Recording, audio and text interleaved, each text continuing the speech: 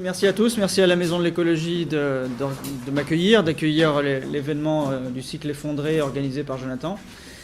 Merci à vous de bien vouloir venir écouter les propositions que je vais faire pour penser le deuxième temps, c'est ce que tu évoquais, le deuxième temps de la réflexion autour de l'effondrement, après l'accueil du message sur l'effondrement, ou en tout cas le risque écologique d'une façon générale. Il faut effectivement engager un deuxième niveau de réflexion, c'est ce que je vais entamer ce soir, proposer de faire ensemble. Je le précise systématiquement, il ne s'agira que de mes interprétations et de ma compréhension des grands processus. Je ne me parle qu'en mon nom là ce soir. Je ne vais pas non plus considérer que ce que je vais dire est une forme de démonstration ou de choses acquises. Donc tout est ouvert au débat. J'utiliserai le terme écologie dans son sens étymologique, c'est-à-dire l'étude des interactions entre une espèce et son milieu. Je ne vais pas utiliser le terme écologie comme signifiant protection de l'environnement. Donc soyez vigilants à ça. Quand je dirais écologie, ça voudra dire juste la science qui étudie les interactions entre une espèce et son milieu. Et ce soir, à la demande de Jonathan, on s'était concerté il y a quelques mois maintenant, on a choisi de discuter des récits. Et j'ai proposé à Jonathan de voir un petit peu quel était le rôle historique sur le temps long des récits en lien avec la question écologique, donc justement des liens, des interactions entre l'espèce humaine et son milieu. Alors ça risque d'être un peu dense, je m'en excuse par avance, mais il y a vraiment des choses importantes à amener dans le débat, justement pour une partie de ta réflexion, de la réflexion que tu soulignais tout à l'heure, c'est qu'il y a des mouvements qui se créent quasiment de zéro aujourd'hui, et il faut estimer à la fois de leur pertinence et de leur avenir, et des éventuels effets que nous pourrions craindre contre-productifs, puisque pour l'instant, on a plutôt eu des effets contre-productifs de l'action écologique. Je ne vais pas revenir sur l'état des lieux, mais l'état des lieux est quasiment aussi catastrophique qu'on a, en tout cas nous, dans nos fantasmes, eu l'impression de faire des efforts. Donc, il va falloir faire se rencontrer ces états de fait. Et ce sera un petit peu l'objet de l'intervention de ce soir. Rapidement, tout le monde se souvient pourquoi on a un problème écologique. C'est parce qu'on a une espèce qui capture extrêmement bien l'énergie dans son milieu. Et l'énergie, on n'a pas le choix, c'est ce qui permet, on ne peut rien faire sans l'énergie. Notre métabolisme ne fonctionne pas, nos voitures ne fonctionnent pas, nos ordinateurs ne fonctionnent pas, rien ne fonctionne si on n'a pas accès à de l'énergie. Et il se trouve que nous sommes une espèce mobile, dotée de tas de capacités complexes pour exercer ce qui s'appelle une emprise sur son milieu. Et alors l'emprise, c'est ce qui permet d'aller dans le milieu, dans l'environnement, capturer l'énergie et les ressources. Et dans mon travail, dans un de mes ouvrages, je définis l'emprise de la façon suivante. C'est la capacité pour un être vivant d'agir positivement sur les défaillances de la relation qu'il a avec son environnement.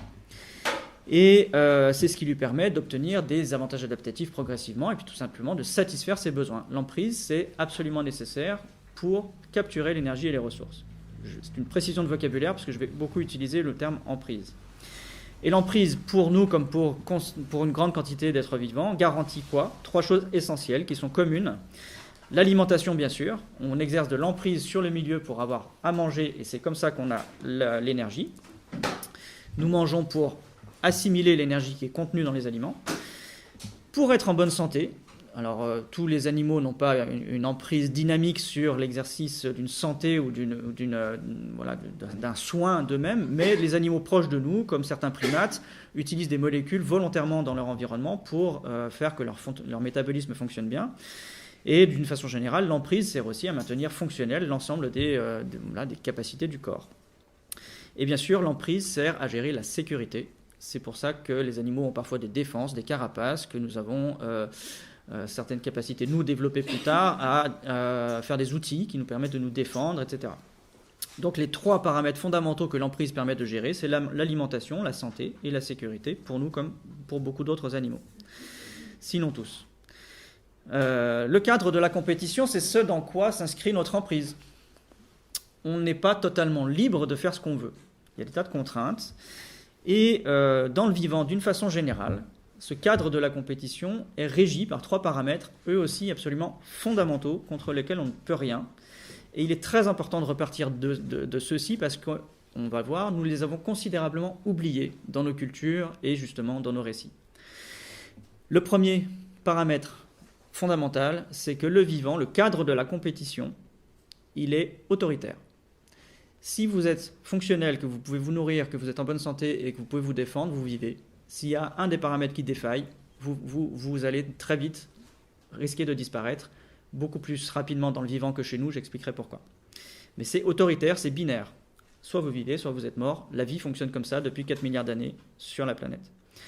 C'est arbitraire. Il y a une forme d'arbitraire dans l'exercice, ou plutôt dans les contraintes du cadre de la compétition. Vous êtes une jolie pâquerette qui pousse dans un champ, dans une prairie. Vous êtes très volontaire, vous essayez de capturer toute l'énergie solaire disponible pour croître et essayer d'être butiné par les abeilles. Et en fait, le ruminant qui va passer, il va vous brouter et il va absolument pas vous poser de questions. C'est pareil pour les tortues très volontaires qui sortent du sable pour aller, les tortues marines, pour rejoindre l'océan. Quand il y a une mouette qui passe, ou un chien, ou un coati qui a faim, et voilà, c'est comme ça. La vie est faite d'un arbitraire qui contraint évidemment toute existence vivante. Et nous, cet arbitraire, on va le voir, nous l'avons considérablement repoussé pour notre bénéfice propre, pour les bénéfices de l'évolution de notre espèce. Et le dernier paramètre très important, c'est l'aspect totalitaire du cadre de la compétition. Il est partout. Il n'y a pas un être vivant sur la planète qui soit extrait de ce cadre de la compétition pour l'existence. Je ne vous dis là rien d'extraordinaire, ce sont des données qui sont connues par tous les biologistes, c'est tout à fait darwinien au sens classique du terme, il n'y a rien d'extraordinaire dans la définition du cadre que je vous dis, mais rappelez qu'il est fondé sur des paramètres autoritaires, arbitraires et totalitaires fait déjà, je pense chez vous, écho à la situation d'aujourd'hui, alors que nous vivons une crise, n'est-ce pas ? Une contrainte, un processus de destruction de l'environnement, une forme de crise écologique prolongée. Et alors, l'humanité est une espèce extrêmement coopérative, on va le voir, et qui a organisé une coopération qui lui a permis de repousser les contraintes de ce cadre. Et cette coopération a fertilisé tous nos imaginaires et a défini une relation particulière, on appelle ça une ontologie, un mode, un rapport particulier avec tout ce qui est en dehors de nous. Et alors, je voulais justement illustrer comment nous avons été, si le PowerPoint veut bien suivre. Alors, précédemment, juste là, voilà. Je vais Je voulais vous illustrer comment nous avons intégré dans nos récits, dans nos arts, dans nos contes, dans nos poèmes, le rapport que nous avons avec notre milieu depuis que nous existons en tant qu'espèce. Et nous avons tellement intégré que nous étions dans des rapports spécifiques avec notre milieu que nous avons oublié que même dans nos récits les plus romantiques, en fait, il y a des choses qui sont du type écologique au sens strict, mais nous ne le voyons plus. Et on va voir que dans Une partie de campagne, qui est une nouvelle de Maupassant qui date de 1881, elle a été publiée en 1881, elle a ensuite été tournée en 1936 et le film est sorti en 1946. Le PowerPoint est récalcitrant. Donc on retrouve déjà dans cette nouvelle, Une partie de campagne, des choses absolument étonnantes sur notre rapport à la nature, et cette fois on peut y aller. Maman, regarde la les chenilles toutes dorées. C'est tout ça, ma petite fille, ça te donne les couteaux. C'est pas ça, ça mange que bien. Comme c'est étonnant, la campagne. Sous chaque brin d'herbe, il y a des tas de petites choses qui bougent, qui vivent, si naturelles. Chaque fois qu'on pose son pied, on risque d'en écraser. Ben, si on pensait à tout ça, on ne ferait plus rien. Je me demande si ces petites êtres ont du plaisir comme nous. Mais non, voyons. C'est pas comme des personnes. Et puis elles sont bien pour toutes. Pourtant, elles viennent du monde. Et elles meurent comme nous. C'est vrai. Mais en fait, je me demande comment ça fait les petites chenilles. Ça ne fait pas de fou. Celle-là, grosse comme un nez et toute dorée, fera sur moi un bon papillon. On en fait des drôles de choses. Qu'est-ce que c'est que vous? Voilà, c'est une famille de commerçants parisiens qui fait une partie de campagne, qui se promène comme nous, souvent, nous allons dans la nature, nous allons dans la nature, nous reconnecter avec les éléments naturels, le vivant, et nous avons des expressions, des rapports particuliers. Et alors, j'ai relevé quelques phrases de cet extrait. Je me demande si ces petites bêtes souffrent. Nous aussi, on se demande si le vivant souffre. C'est très actuel, on se demande tout le temps si le vivant souffre. Les actrices se demandent aussi si elles ont du plaisir comme nous. Donc là, vous voyez qu'on se demande si ce sont des êtres équivalents à nous sur la notion de plaisir. Mais non, voyons, c'est pas comme des personnes. La réponse, elle est donnée. Donc les êtres vivants, c'est pas comme nous. Et puis, on en voit de drôles de choses, ce que c'est de nous tout de même. Donc là, on voit une espèce de relativisation de l'existence humaine par rapport à l'environnement naturel. Mais surtout, si on pensait à tout ça, on ne ferait plus rien. Et c'est ça notre problème, c'est que si nous avions tout le temps en tête que nous avons des interactions avec des êtres vivants, mais à chaque seconde de notre existence, nous, potentiellement, serions incapables d'exercer ce dont je parlais précédemment, c'est notre emprise pour obtenir des avantages adaptatifs et être devenus finalement cette espèce hyper conquérante que nous sommes. Depuis quand ça dure ? Ugo Bardi est un chimiste, théoricien de l'effondrement, italien, membre de l'ASPO, il a écrit notamment sur le rapport Meadows, vraiment un grand expert que je vous recommande de lire. Et il s'est questionné sur l'ancienneté des premiers récits, justement, qui parlent de l'écologie.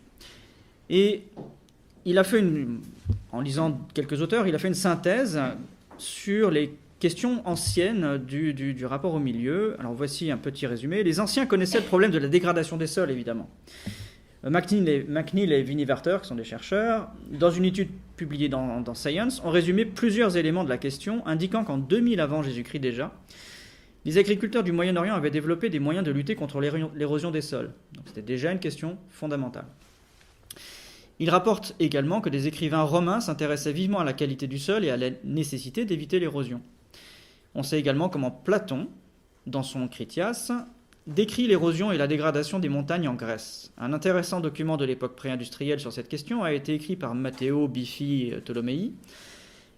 Il raconte la tentative de maintien de la couverture forestière des montagnes des Apennins en Toscane, en Italie, et comment elle a échoué après de nombreux débats entre ceux qui défendaient la modernité, c'est-à-dire qui étaient en faveur de la coupe des arbres, évidemment, et le vieux parti préférant garder le couvert forestier. Dans les débats qu'on a aujourd'hui, il n'y a rien de nouveau. Ça fait des milliers d'années qu'on se pose la question de la dégradation environnementale, de la baisse des rendements agricoles, de l'érosion des montagnes dont on a coupé les forêts, etc. etc. Et Ugo Bardi va encore plus loin. Il a retrouvé un poème qui s'appelle Inanna et Ebi, qui a été composé vers 2300 avant notre ère, donc très ancien, ça fait 4300 ans, qui a été composé par la poétesse sumérienne Enedwana, une femme, qui est d'ailleurs une icône féministe, parce que justement c'est une des rares femmes dont on ait une trace de la pensée et des écrits, et qui du coup a marqué vraiment l'histoire, ou en tout cas dont l'histoire patriarcale qu'on connaît aujourd'hui a su garder souvenir. Alors, ce poème décrit le conflit entre la déesse Inanna et la montagne appelée Ebi, qui se termine par la destruction de cette dernière. Ugo Bardi, donc, dont je parlais précédemment, suggère que le poème peut être interprété comme le résultat de la façon dont les anciens ont perçu ce que nous appelons aujourd'hui une catastrophe écologique, résultat du surpâturage et de la déforestation. La déesse Inanna se prépare à se battre contre la montagne Ebi, car la montagne ne lui a montré aucun respect. Retenez ça. Elle est personnifiée, cette montagne, elle a une existence propre. Avant d'attaquer, Inanna se rend chez le dieu An, le père, symboliquement, apparemment pour lui demander de l'aide. An, ce père, cependant, est perplexe et Inanna décide de se battre seule, et elle réussit finalement à triompher de la montagne. Voici un extrait du poème.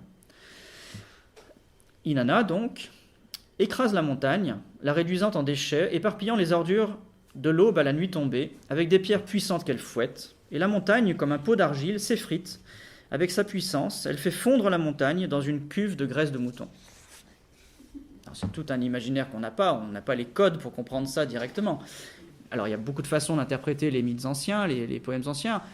On peut trouver des catégorisations qui n'ont rien à voir avec l'écologie. On peut aussi avoir une interprétation écologique, en ce sens que on pourrait voir le poème comme faisant référence à la dégradation du sol sur les pentes de la montagne, transformée en boue glissante, Et les terrains des montagnes sont particulièrement effectivement sensibles à l'érosion, en particulier dans le climat méditerranéen. L'idée générale est que des entités abstraites se substituent aux éléments physiques.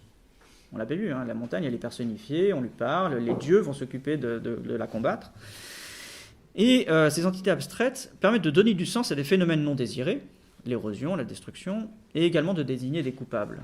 Ça c'est très important. Parce que ce n'est pas les dieux qui ont dévasté la forêt, la montagne, vous l'aurez compris, ce sont des humains qui interagissaient, qui ont coupé le bois, qui ont coupé la forêt, et qui du coup ont suivi l'érosion. Mais les humains, pour comprendre, mettre en sens et se dégager de la responsabilité, probablement, ont attribué la causalité à des êtres surnaturels, à des dieux. On voit déjà là un jeu de substitution causale. Ce sont les humains qui ont surexploité la montagne, mais ce sont les dieux qui sont coupables. Dans ce récit-là, et dans d'autres peut-être, on va le voir, les humains sont absous. Et c'est très commode. Le mythe du message perverti a été étudié par Jean-Loïc Lecallec, anthropologue au CNRS, et il se posait la question, ou plutôt, il étudiait ce mythe qui est censé répondre à la question « Pourquoi mourrons-nous » Pourquoi la mort est arrivée comme contrainte ultime à l'existence humaine. Alors ce mythe, je vous le décris rapidement, à beaucoup de versions. Je vais essayer de passer rapidement sur des choses que j'ai déjà dites dans d'autres conférences, parce que vraiment j'ai beaucoup de choses à dire ce soir. Pourquoi mourrons-nous ? Alors, ce mythe du message perverti s'énonce ainsi. La lune, donc, qui est pour ce mythe-là la divinité créatrice, mandate lièvre, donc fait appel à un lièvre, pour porter à l'humanité un message de vie. Mais le lièvre modifie le message, ce qui introduit la mort chez les humains, qui depuis lors haïssent ce lièvre. En punition, le lièvre est frappé et en garde la lèvre fendue. Et vous voyez que là, on a une histoire très simple qui explique pourquoi il y a la mort, il y a la finitude et potentiellement la destruction et surtout il y a une explication simple, mais il y a surtout une substitution causale. Ça n'est plus aucun humain qui sont responsables de la mort quelle qu'elle soit, c'est un lièvre qui a corrompu un message de vie initialement. Et en plus, non seulement c'est pas les humains, c'est un lièvre, mais en plus l'humain peut se permettre de se venger sur le lièvre. Le récit est presque performatif de l'action de décharge de la responsabilité et il vient expliquer qu'on peut même continuer finalement à attaquer, à détruire la nature, à la brusquer ou à la brutaliser, puisque de toute façon le récit, ce récit mythologique est, justificateur. Et on pourrait se demander dans quelle mesure ce récit est valable ou pas pour comprendre nos interactions contemporaines avec le milieu. Et on va essayer de... Jean-Loïc Lecallec a essayé de rechercher son ancienneté, son antériorité. Et grâce à des analyses complexes, il a réussi à déterminer que ce récit était apparu il y a 30 000 ans, au cœur de l'Afrique, et qu'il s'était en fait disséminé depuis cette date-là, depuis cette période-là, sur toute la planète, avec diverses versions. C'est pas toujours un lièvre. Parfois c'est un caméléon, c'est un autre messager, et parfois un serpent. Et puis parfois c'est pas le lièvre ou l'animal qui corrompt le message, c'est plutôt qu'il est doublé par un autre animal. Donc il y a beaucoup de versions, mais ce qui est intéressant, c'est que toutes ces versions sont trouvables partout sur la planète. On les trouve dans quasiment toutes les communautés. Et moi ça m'intéresse en ce sens que c'est évidemment pas le seul récit qui a été porté par l'humanité, il y en a peut-être d'autres. Il y a peut-être des récits, il y a sûrement des récits qui définissent la mort autrement et qui l'expliquent autrement, puis il y a des récits aussi, certainement, qui permettent la régulation de la relation avec le milieu et qui n'accusent pas le vivant d'être coupable de quoi que ce soit. Mais ce qui m'intéresse, c'est pourquoi ce récit a résisté pendant 30 000 ans et potentiellement comment il a pu servir de façon opportuniste à chaque fois qu'on avait besoin de légitimer une exaction environnementale. Et cette question-là, je pourrais évidemment la développer beaucoup plus, mais on la retrouve tellement souvent, ce schéma-là, ce format-là, on le retrouve tellement souvent dans d'autres récits que peut-être on peut imaginer qu'il est à la fois ancien et très utile pour nous. Dans l'épopée de Gilgamesh, qui est un autre conte, alors c'est pas un poème comme ceux de la poétesse dont je parlais tout à l'heure, dont le nom est Enheduanna. C'est un conte qui est un petit peu plus récent, 1800 avant Jésus-Christ, mais qui est le premier conte dont on a vraiment une trace complète, en cunéiforme, sur des tablettes. Et ce conte, donc ce mythe de Gilgamesh, l'épopée de Gilgamesh, c'est l'histoire d'un roi qui a régné sur Uruk, la capitale de la Mésopotamie, en 2600 avant Jésus-Christ. Et c'est un roi, évidemment, qui est en quête d'immortalité. Ça vous fera écho avec les réflexions contemporaines autour de l'écologie, de l'avenir, du transhumanisme, etc.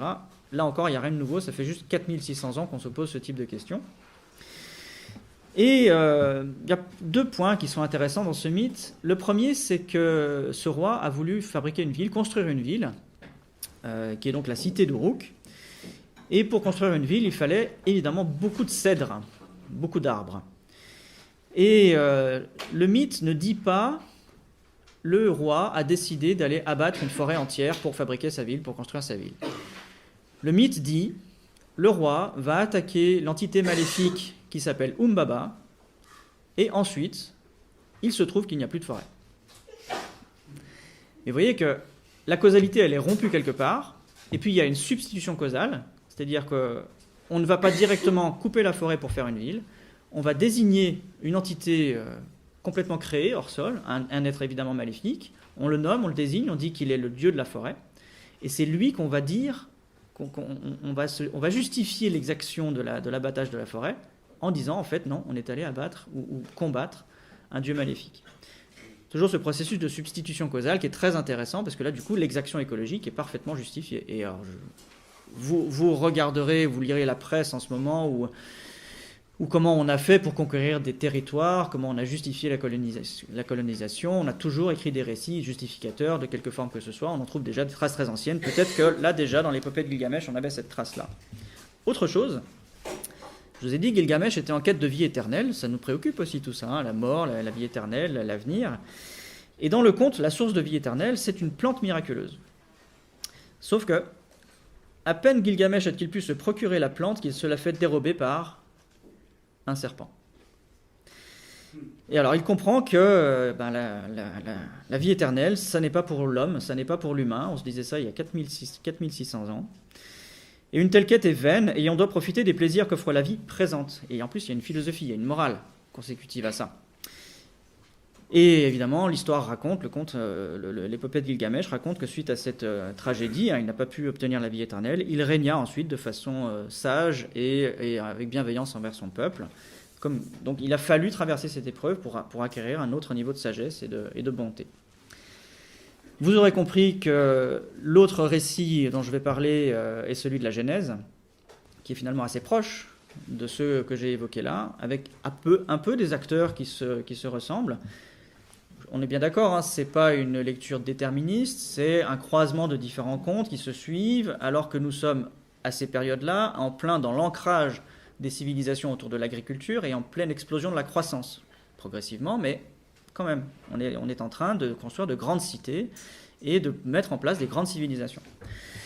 Et dans la Genèse, Dieu a interdit la consommation du fruit défendu, hein, mais évidemment, c'est la faute au serpent si Adam et Ève croquent dans la pomme. Ce n'est pas la faute des humains. C'est toujours un tiers qui vient être coupable de l'exaction, de l'erreur ou de la faute, tout ce qu'on veut.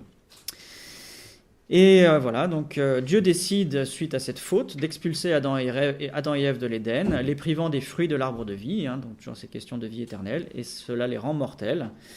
Et ils sont condamnés à vivre sur terre et à devoir gérer le bien et le mal. Oui, voilà. C'était un portrait, une sculpture de Gilgamesh. Alors, rapidement, les Acta sont une population de chasseurs-cueilleurs qui vivent aux Philippines aujourd'hui. Et ils ont aussi évidemment des interactions avec leur milieu qu'ils doivent coordonner. Et la question de la chercheuse du chercheur Daniel Smith, rapportée par Duane Kelly, était pourquoi raconter des récits. Et ils ont étudié cette population de chasseurs-cueilleurs des Philippines en se demandant pourquoi chez cette population-là on se racontait des histoires. Et donc le présupposé, c'est que le storytelling peut être vu comme un type de coopération que les anthropologues définissent comme un comportement qui profite aux autres. Leurs recherches ont montré que les histoires chez les Acta régulent le comportement des groupes et encouragent la coopération en fournissant aux individus des informations sur les normes, les règles et les attentes de la société, dans des domaines comme le mariage, l'interaction avec la belle famille, le partage de la nourriture, les pratiques de chasse et les tabous évidemment. Les histoires dramatisent également les conséquences de la violation de ces règles. Voici ce qui est important dans l'étude qui a été faite sur ce peuple. La recherche a révélé que les conteurs supérieurs, donc ceux qui énoncent le mieux les storytelling, qui racontent le mieux les histoires, ont une meilleure condition physique et un succès reproducteur plus élevé. Les conteurs qualifiés font plus d'enfants. Lorsqu'on leur demande avec qui ils aimeraient le plus vivre, les Acta, le peuple, préfèrent les conteurs talentueux à ceux qui sont connus pour leurs compétences en matière de chasse, de pêche, de cueillette, de tubercules ou de médecine. C'est-à-dire que le conteur est survalorisé par rapport à ceux qui sont absolument essentiels pour la survie de la communauté. Et c'est vers eux que la communauté se tourne, même chez les Acta, qui sont une population de chasseurs-cueilleurs, alors que nous, on a cet imaginaire-là pour le prêtre, pour le curé, pour l'imam, pour le prophète, pour le chaman, mais ça marche aussi chez les chasseurs-cueilleurs. C'est ça qui est étonnant dans cette histoire, dans cette étude. Voilà, la compétence à la pêche arrive en deuxième position après la narration. Vous voyez qu'on retrouve ce que nous connaissons dans nos schémas civilisationnels chez des chasseurs-cueilleurs, qui, s'ils ont évidemment fréquenté la civilisation et les peuples agriculteurs, donc ils ont peut-être été corrompus dans leur propre gestion de coopération, on peut présupposer que malgré tout, le récit, le storytelling, est quelque chose qui permet d'organiser la coopération, et donc l'emprise, on y revient, sur les ressources, pour le plus grand nombre. Ce qui était étonnant, c'est que on ne parle pas encore, pour ces chasseurs-cueilleurs, de hiérarchie. C'est-à-dire que oui, la communauté est très intéressée à focaliser son attention sur les compteurs, mais pour autant, il n'y a pas encore d'organisation pyramidale très marquée. Ce peuple-là est très égalitaire. En tout cas, sur sa gouvernance. Pour autant, il y a déjà, dans ce peuple-là, des privilèges, en quelque sorte, accordés à ceux qui racontent le mieux les histoires, puisqu'ils se reproduisent mieux, et qu'ils sont en meilleure santé. On peut conclure aussi, on peut envisager qu'il y a une complicité dans la délégation du récit aux élites. Il est dans l'intérêt de tous que le récit auquel on adhère rende l'exploitation des ressources la plus invisible possible, puisque ce n'est pas ça qui est porté dans les récits, on l'a vu précédemment avec les autres exemples. À quel point les récits, ou plutôt je vais renverser la causalité, l'étudier autrement, à quel point notre rapport d'emprise au monde influence les récits et la façon qu'on a d'écrire des histoires. Parce qu'il y a aussi quelque chose qui se passe dans ce sens-là. Comment on interagit avec le milieu et comment ça impacte notre façon de le comprendre et de l'interpréter. Alors, vous avez peut-être déjà entendu parler de cette étude.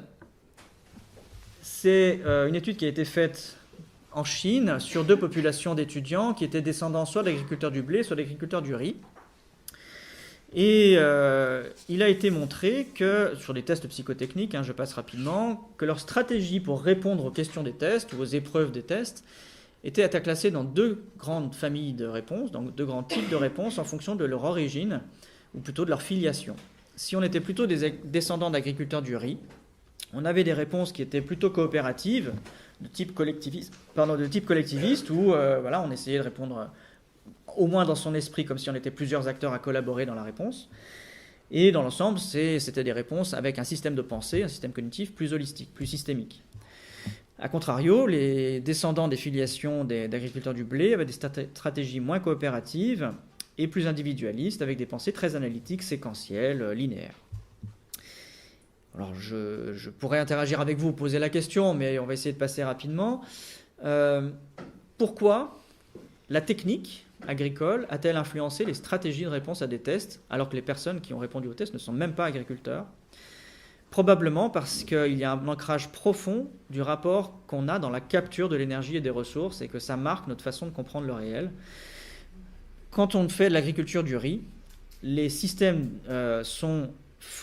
les organisations sont faites autour de clans très soudés, par des normes sociales très fortes et extrêmement coopératives. Donc on a un exercice de l'emprise dont la trace de l'opération se trouve dans l'esprit sur plusieurs générations. Le cerveau se façonne en fonction de la façon qu'on a d'exercer l'emprise sur le milieu. A contrario, quand on cultive le blé, on fait plutôt au format de petites cellules familiales, très indépendantes les unes des autres.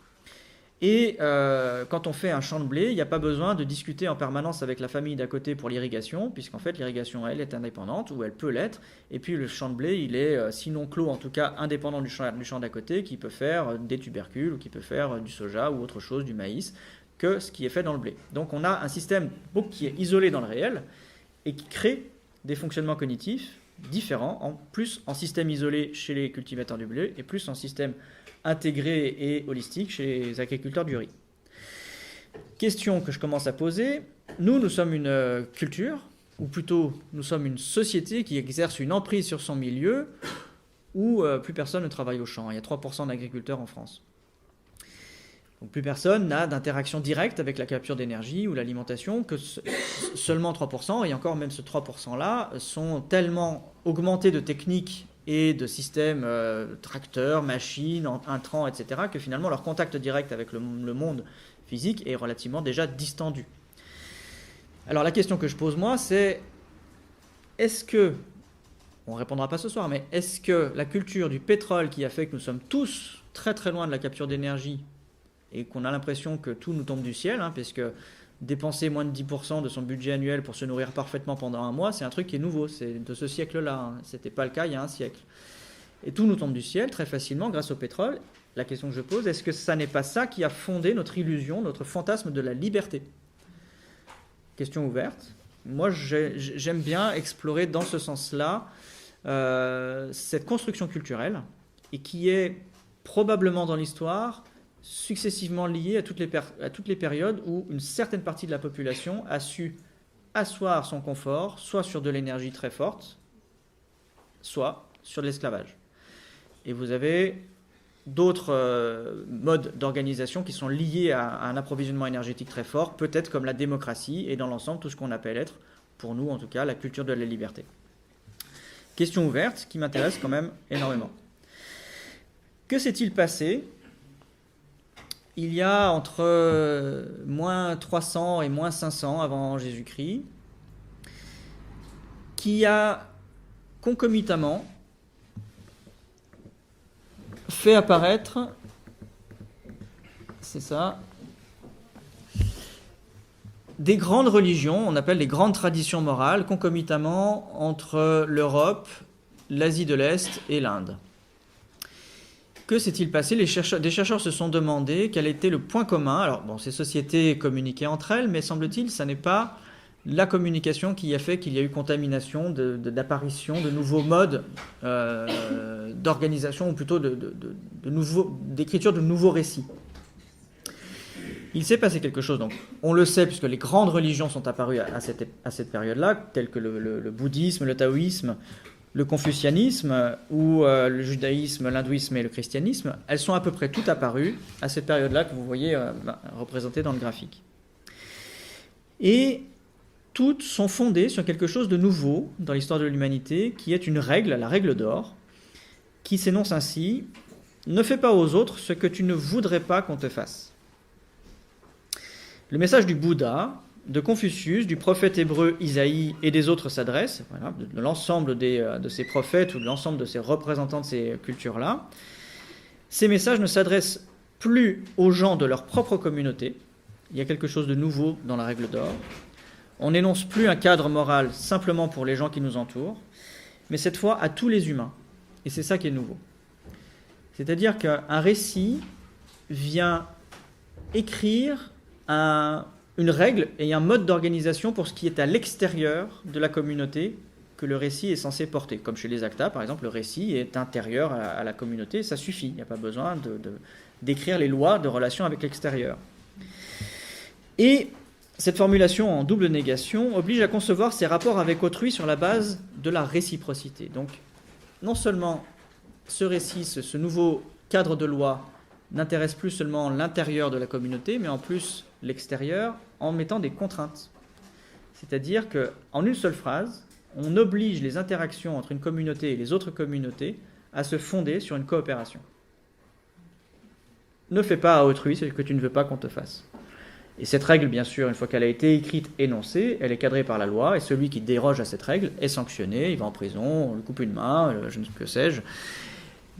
C'est en tout cas quelque chose de nouveau dans toute l'histoire de l'humanité et qui est commun à de très très grandes régions. Alors, ce que cette étude a montré, c'est pourquoi. Qu'est-ce qui a changé à ce moment-là? On pourrait se dire c'est la taille des communautés. C'est un des facteurs. On pourrait se dire la contamination d'un récit. On pourrait se dire le niveau de complexité politique des sociétés. Et en fait, ça peut être tout ça, et tout ça est évidemment impliqué. Mais il y a une causalité à déterminer qui est peut-être plus profonde, et on y revient. Cette étude a montré que, statistiquement, la meilleure causalité à cette énonciation inédite de récit, c'était quoi? L'énergie. Pourquoi l'énergie? Parce qu'à un moment donné, on le voit sur le graphique du bas, à un moment donné, et ça c'est connu par l'anthropologie, les rendements agricoles ont augmenté assez rapidement. Que veut dire l'augmentation des rendements agricoles? Évidemment, une augmentation de la richesse pour l'ensemble des communautés, une augmentation de la capacité à s'étendre, évidemment, et une augmentation de la capacité à créer des richesses pour acheter d'autres produits que la simple alimentation, c'est-à-dire à commercer. Et donc vous voyez qu'une causalité qui est due à un renforcement de la puissance technique, de la puissance d'emprise, a eu pour résultat, selon cette étude, et dans ma grille de lecture ça me va bien, plus d'alimentation, plus de richesses produites, plus d'extension, plus de besoin de commercer et d'échanger. Donc, le récit a évolué. Et le récit s'est formaté aux besoins qui étaient physiques, des besoins physiques, d'augmenter le niveau de richesse et de confort. On le voit sur le graphique, en haut à droite, vous avez la taille des maisons en Grèce. Et donc, c'est comme chez nous, les grandes maisons, ça coûte plus cher, il faut plus d'énergie, il faut plus de coups de pelleteuse, plus de ciment, plus de béton, donc énergétiquement, ça demande plus d'apport. Alors évidemment, on ne convertit pas le blé en maison immédiatement, mais le fait d'avoir beaucoup de blé disponible fait qu'on peut avoir beaucoup d'ouvriers qui ont du temps autre que faire de l'agriculture pour faire des maisons. Donc les maisons sont plus grandes, vous voyez la causalité. Et donc, ce qu'il faut retenir ici, c'est que c'est l'énergie qui reste causale dans tout, et in fine, le récit se transforme, et il continue à organiser une coopération à chaque fois à plus grande échelle, et cette fois quasiment à l'échelle d'un continent entier, autour d'une seule règle. Alors je remercie Grégoire Chamba, qui est un collègue dont je vous recommande le travail, notamment sur les blackouts, il est absolument indispensable. Grégoire Chamba, notez. Il m'a transmis 2 références d'études, justement, qui recoupent directement notre problématique. Donc les chercheurs Peoples et Marlowe se sont à peu près questionnés du sujet de ce soir.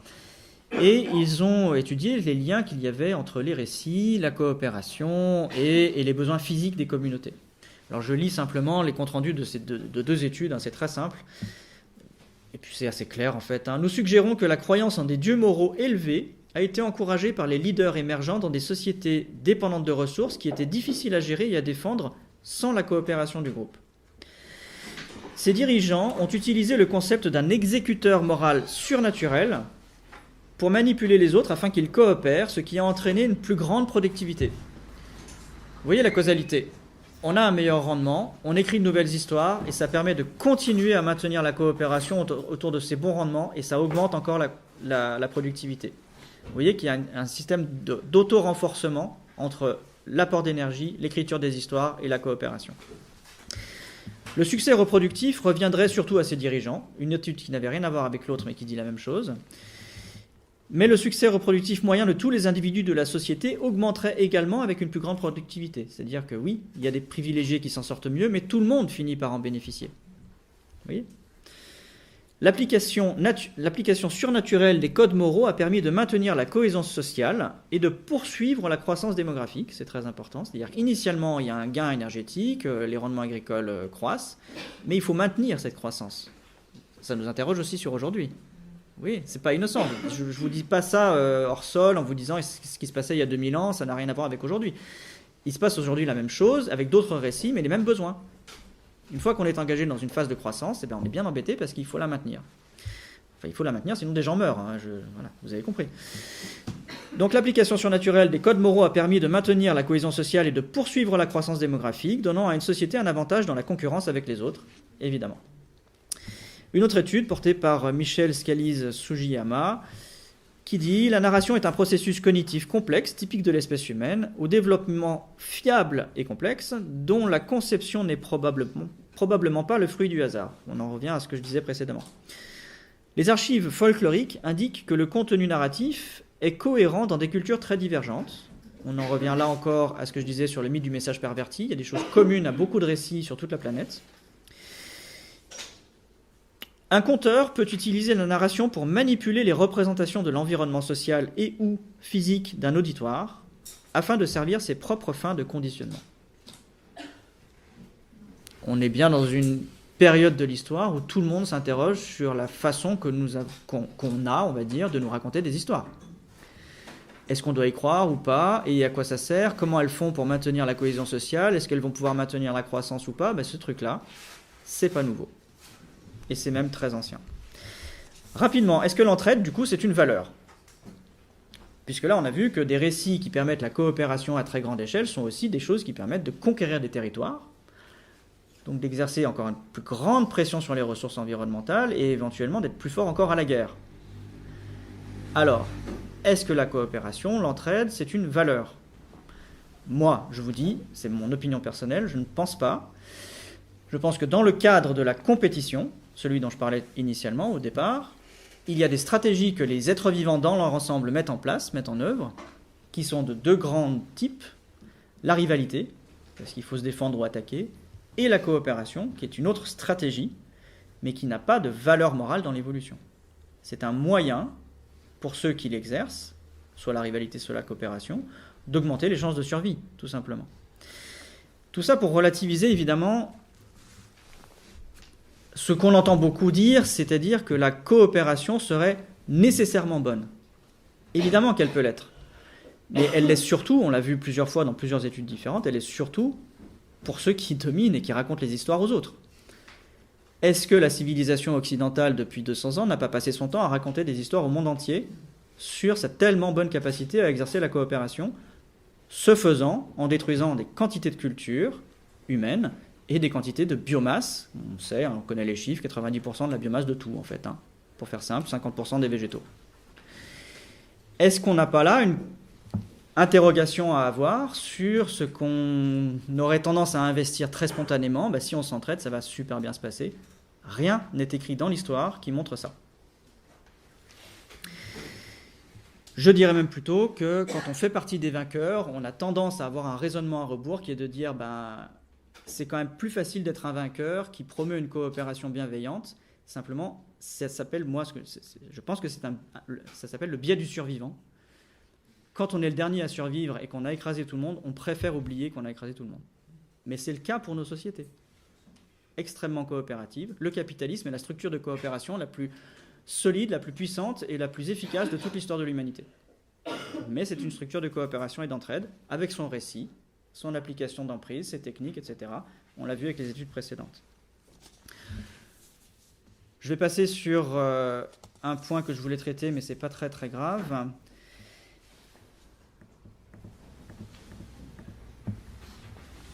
Je voudrais, et puis je préfère laisser du temps à la discussion avec vous, je voudrais vous questionner justement sur la construction plus générale de notre esprit. Qu'est-ce qui fait qu'on est humain, quoi? D'où ça vient? Alors là, on a remonté la construction des récits depuis presque 30 000 ans. Mais on peut aller plus profond peut-être. Et je me questionne sur l'idée que peut-être nous sommes l'espèce qui non seulement se raconte des histoires, mais qui en fait est capable de créer ce que j'appelle des chaînes de causalité artificielles pour tout. C'est-à-dire extraire des propriétés de l'environnement, des propriétés du réel, pour les réassembler différemment et pour raconter des petites séquences d'histoires qui n'ont rien à voir avec la réalité ou qui sont différentes de la réalité telle qu'elle était au départ. Alors, c'est ça un récit. On prend des éléments, on les réassemble autrement et ça raconte une histoire. Et si on va un cran en dessous et qu'on se demande comment on a fabriqué des outils. Quand on fabrique un marteau, en fait, on a fait l'opération qui nous paraît simple à nous, mais qui est inédite. Nous sommes la seule espèce qui est capable de faire ça. Nous avons fait l'opération suivante. Nous avons expérimenté la propriété de la masse dans le réel. Et ça, la propriété de la masse, tous les primates quasiment utilisent des cailloux pour casser d'autres trucs. Donc la masse, ils savent s'en servir. Et nous avons extrait du réel la propriété qui est celle de la rallonge ou du levier. La baguette qu'on utilise pour aller chercher des trucs dans les trous ou pour pousser ou pour creuser. Ça aussi, c'est pas commun. Enfin, je veux dire, c'est commun avec d'autres animaux. Ah oui, j'ai vu une espèce de phacochère ou je ne sais plus quel animal fouisseur cette semaine a été observé en train d'utiliser un levier avec sa bouche pour creuser. C'est une étude qui vient de sortir. Alors, on va un sanglier, c'est ça, merci.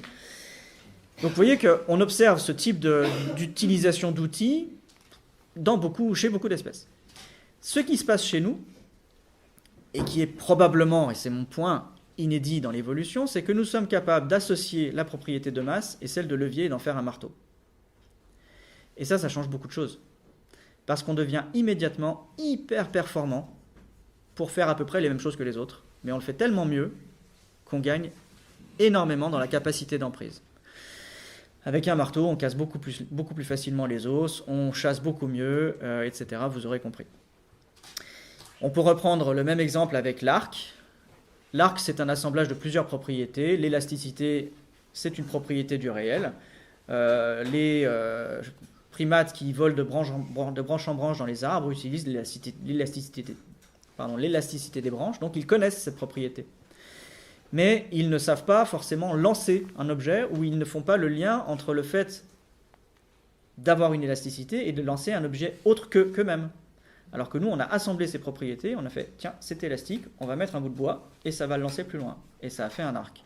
Vous voyez, nous sommes capables, on l'a vu précédemment, de se raconter des histoires, on fait ça très bien. Un cran en dessous, on peut poser la question de savoir dans quelle mesure nous ne sommes pas l'espèce qui, après des dizaines de milliers d'années d'évolution, a, en dessous des récits, été capable juste de créer des chaînes de causalité perceptives et avec des propriétés du réel tout à fait inédites qui ont augmenté sa capacité d'emprise de façon extrêmement notable. L'hypothèse donc que je pose, plus générale, c'est celle d'une théorie écologique de l'esprit. C'est-à-dire que nous aurions en fait commencé, cette histoire des outils a commencé il y a 3 millions d'années. Donc c'est même pas nous, c'est tout le genre Homo qui a commencé à utiliser des outils plus performants que les autres et puis progressivement à les tailler. Et nous ne sommes pas les seuls, nous sommes juste les derniers. Donc l'hypothèse que je pose, c'est celle d'une théorie écologique de l'esprit, c'est-à-dire que nos interactions avec notre milieu, comment nous avons chassé et mieux chassé, comment nous avons repoussé les contraintes de notre environnement, nous avons finalement intégré la façon que nous avions d'interagir et nous avons façonné un esprit capable d'énoncer des chaînes de causalité artificielles et, in fine, des récits dont nous nous servons aussi pour organiser la coopération, ce qui, pour moi, constitue une forme de boucle qui s'auto-renforce et qui, à chaque fois qu'il y a de l'énergie à disposition et que la pression de la compétition l'oblige, sinon on risque de disparaître, eh bien, nous a motivés à développer ces capacités-là jusqu'au point où on en est aujourd'hui. Et le récit, alors on y vient, on précise encore un petit peu, cette capacité qu'on a à transformer le réel, à raconter autre chose, il a une fonction de mise en sens, on l'a vu, mais il a aussi une fonction occultante, évidemment. Parce que si on peut sélectionner les propriétés du réel, on peut aussi ne pas considérer ce qui ne nous arrange pas dans le réel. Et on a pu voir que ce qui ne nous arrange pas dans le réel, par exemple la mort, alors on est tout à fait capable de dénier la mort, mais quand elle revient, parce qu'il y a des gens qui meurent autour de nous, ou parce qu'on a trop chassé de proies dans notre environnement et que du coup on a faim, on voit que la mort, elle nous est problématique, eh bien nous sommes capables de cette substitution causale dont je parlais tout à l'heure. Et finalement, les récits comprennent à la fois une possibilité de déni, nous extrayons des propriétés du réel, celles qu'on ne veut pas voir, on ne les extrait pas, on ne se raconte pas d'histoire avec. Et secondairement, si malgré tout ce qu'on ne veut pas voir du réel revient, on procède à une substitution causale arrangeante. On dit, c'est pas de notre faute, c'est de la faute d'un autre. C'est un schéma peut-être simpliste. Si je ne le voyais pas encore fonctionner tous les jours dans la presse, dans les médias, dans notre rapport aux politiques, dans notre rapport à l'autre, dans notre justification de notre propre dissonance cognitive, je sais qu'il y a beaucoup de personnes ici absolument préoccupées par l'effondrement, l'écologie, l'avenir. Nous sommes tous un peu acteurs de dénonciation, de récits qui nous sécurisent, qui font du bien à nos émotions. J'en ai pas parlé beaucoup, mais évidemment que tout ce dont j'ai parlé, c'est porté par nos émotions. nous avons été motivés à développer nos sociétés et la coopération contre notre milieu parce que nous étions infiniment plus heureux de voir de nombreux enfants survivre à la difficulté des naissances ou à la difficulté des premiers mois de la vie. Émotionnellement, ça nous a fait du bien. Nous avons été attirés, portés par des émotions positives qui nous ont fait développer tout ça. Et alors justement, puisqu'on en arrive à la question des récits dans un contexte inédit dans l'histoire de l'humanité, qui est celui de la crise écologique, mais en fait d'un grand processus d'autodestruction dont on peut se demander s'il n'est pas ultime. Je ne vais pas rentrer sur cette question-là ce soir, mais en tout cas, il y a quelque chose de totalement inédit. Attention à ne pas... Voilà, je ne vais pas redire le mot parce qu'on pile dans le sujet, mais ne tombez pas. Hein, voilà. N'effondrez pas la mezzanine, voilà, je l'ai dit, c'est bon. La question qui se pose, c'est avec tout ce bagage technique, culturel, émotionnel, que va-t-on faire de tout ça alors que pour la première fois de l'histoire de l'humanité sur la planète, il va se passer un retour de la contrainte extérieure par le milieu pour tous les humains. Alors là, c'est ça qui est inédit en fait. Autrefois, quand la Chine s'effondrait, l'Europe ne s'effondrait pas forcément, et réciproquement. Et puis dans l'ensemble, ce qui s'est passé en Europe et en Chine, tous les Amérindiens, jusqu'à ce qu'on arrive chez eux, n'en savaient rien. Donc, vous voyez que les effondrements, ils étaient toujours locaux, et là, pour la première fois, c'est quelque chose de global. Même pour ceux qui n'ont rien demandé, qui sont au milieu de la forêt amazonienne, eux aussi vont vivre le réchauffement climatique et la réduction de la richesse des écosystèmes. Alors, que va-t-on faire des récits ? Et vous verrez que je vais finir par parler d'Extinction Rebellion. Que va-t-on faire des récits en période d'effondrement ? James C. Scott a écrit un livre fascinant, très intéressant, qui s'appelle Homo Domesticus. Voici ce qu'il dit. L'effondrement, cela signifie moins de sites importants à explorer par les archéologues, moins de documents et de textes à analyser par les historiens et moins d'artefacts de toute taille à exposer dans les musées. Il existe des documentaires splendides et instructifs sur la Grèce antique, l'ancien empire égyptien et Uruk, on en parlait tout à l'heure, au milieu du IIIe millénaire, mais on cherchera en vain un portrait de périodes sombres qui leur ont succédé. Les siècles obscurs de la Grèce, la première période intermédiaire de l'Égypte et le déclin d'Uruk, sous l'empire akkadien, on n'a plus rien. On pourrait fort bien soutenir que de telles périodes creuses ont en fait suscité un net gain de liberté pour de nombreux sujets des États antiques et une amélioration générale du bien-être humain. Ça, c'est l'hypothèse de cet anthropologue, parce qu'il est idéologiquement porté par l'anarchie, ce qui est tout à fait respectable, et je suis même assez intéressé par son travail. Donc lui considère qu'il l'écrit, lors d'un effondrement, on ne prend plus de notes, on ne fait plus de sculptures, on n'écrit plus de récits, ou en tout cas on ne les note plus suffisamment pour qu'ils puissent être conservés, on ne laisse plus de traces. Alors lui, il présuppose que lorsqu'un effondrement de complexité pour des sociétés complexes s'opère, les sociétés, souvent, et il y a des exemples historiques, justement, Homo Domesticus en parle, ou son livre Zomia aussi, on passe d'un niveau de complexité de la cité très important à peut-être de l'agroforesterie ou des sociétés plus tribales qui viennent prolonger l'histoire, mais c'est une histoire qui ne se marque plus parce que ce n'est pas forcément une histoire qui a besoin de récits. Et c'est ça la question. De récits qui permettent la coopération, comme on le disait précédemment. Alors, Scott présuppose qu'un effondrement laisse de nouveau la place à des organisations sociétales de type anarchique dans lesquelles on pourrait bien se porter, bien vivre, peut-être mieux vivre que sous la coercition des sociétés étatiques, fondées sur des rapports de domination, d'esclavage, etc. Mais, vu que ça n'est pas systématique et qu'on observe souvent ou au moins parfois d'autres choses, il faut quand même donner la parole à d'autres chercheurs qui n'ont pas le même point de vue, comme Gaël Giraud, par exemple, chef économiste à l'Agence française du développement, qui dit « Regardez la situation au Venezuela ». Alors pour le coup, on a des exemples sous nos yeux. Avez-vous envie de connaître cela ? On lui posait la question de sa crainte de l'effondrement. Au Venezuela, ou encore ce qui se passe au Mali, en Libye ou en Afghanistan, la faillite de l'État, c'est le retour tribal au Moyen-Âge avec des seigneurs de guerre locaux qui terrorisent des populations civiles prises en otage. Alors là, on est dans des débats idéologiques. Est-ce qu'il faut que ça s'effondre pour qu'on puisse avoir des sociétés résilientes, de type anarchique, et tout va bien, et il faut donc militer pour l'effondrement, ou est-ce qu'il faut, plutôt l'école Giraud, ne pas provoquer l'effondrement et maintenir la société fonctionnelle, parce que c'est la guerre si l'État s'effondre. C'est pas le débat ce soir. Alors, qu'en est-il de la possibilité d'un bien-être? Je ne vais pas dire il faut ou il ne faut pas faire telle ou telle chose, mais on va quand même se questionner de ce qui peut se produire ou ne pas se produire. Moi, je vais vous redonner ma définition de l'effondrement. En fait, je vais vous donner plutôt mon point de vue idéologique, mais qui... comment dire ? Qui est un point de vue...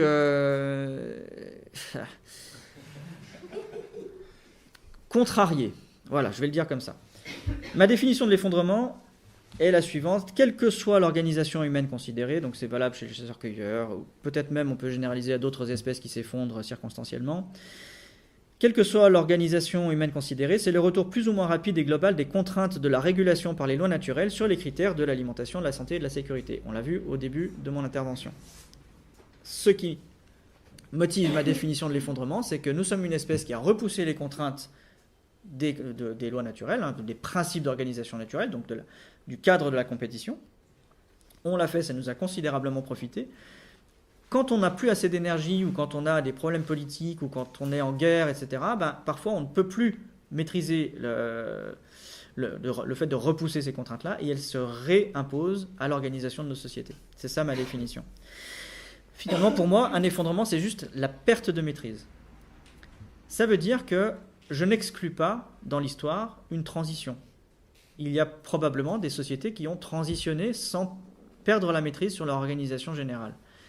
On pourrait évoquer rapidement les Mayas, qui en fait ont perdu la complexité des cités étatiques, la complexité politique et administrative qu'ils avaient obtenue et générée au fil en appui sur justement une civilisation agricole, très consommatrice de ressources, en particulier qui a vidé ses sols des nutriments. Donc c'est ça qui s'est effondré, mais en fait ils sont grossièrement redevenus agroforestiers ou avec des modes d'organisation plus horizontaux dans les forêts. Génétiquement, ils ont parfaitement survécu et probablement que la démographie n'a pas tant chuté que ça. Et aujourd'hui, des Mayas, il y en a plein le Mexique. Donc on pourrait parler là d'une transition, mais ce qui s'est effondré, en fait, il faut désigner ce qui s'est effondré, c'est simplement le fonctionnement étatique, la cité centralisée, etc. Donc c'est pour ça que j'ai besoin de discriminer ce qui est de l'ordre de la transition, d'un déclin et d'un effondrement. Pour moi, l'effondrement, c'est quand on perd la maîtrise et quand on ne parvient plus à repousser ce qui est de l'ordre, et j'y viens, des paramètres du cadre de la compétition que j'ai donné au début de l'intervention, qui sont l'autoritarisme, c'est-à-dire la vie c'est binaire, si vous pouvez vivre, vous pouvez, sinon vous mourrez. Le totalitarisme, c'est-à-dire que tout le monde est soumis au cadre de la compétition. Et l'arbitraire. L'arbitraire, c'est la mort peut vous tomber dessus sans prévenir. C'est ça qui peut se passer si nos sociétés perdent la maîtrise. Je ne vais pas développer... Si, je vais le préciser petit à petit, mais vous me voyez déjà venir. Quand je rappelle ces 3 caractéristiques du cadre de la compétition, et quand on voit comment nos sociétés évoluent sur le plan politique aujourd'hui, et qu'on a littéralement ces 3 termes utilisés dans des défenses idéologiques politiques, y compris dans les mondes démocratiques. Vous les voyez revenir. Ils sont énoncés, à peine dissimulés. Et vous voyez que là, je fais un pont, je continue à faire le pont entre l'organisation politique des sociétés, les récits, et la contrainte écologique, le rapport à notre milieu. On en revient à la question, que se passe-t-il lors d'un effondrement, d'un déclin, d'une transition? Est-ce qu'il faut ou non conserver les récits? Alors on a un problème. Si le récit est lié au développement technique et au maintien d'une croissance autour d'un développement technique, au sens où le récit facilite, voire permet, voire est nécessaire pour l'organisation de la coopération. Coopération à grande échelle, plus grande emprise sur les ressources, plus grande destruction. C'est très contrariant. Est-ce qu'on va devoir conserver des récits?